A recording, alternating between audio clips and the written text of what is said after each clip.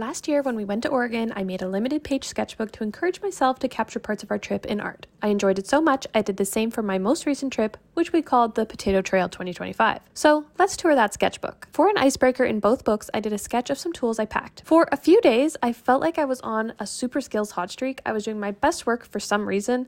Maybe it was all the potato in Idaho. This page felt very inspired and I was happy with all the colors. Next up is something quite different, some ink landscapes. I could have filled an entire book with just landscapes from this whole part of the trip. Everything was picturesque. Back to the quirky cartoons. This is based on the starter pack no AI trend, but in this case, it is my vacation pack. I had so much bubble tea on this trip, so I had to document a few of them. This is my sister chilling by the pool. I sketched this one out and followed up with my Posca markers. As we were cruising through the redwoods, I wondered what the trees would think of all these visitors here to look at them. And from that idea came this spread, which I really, really adore.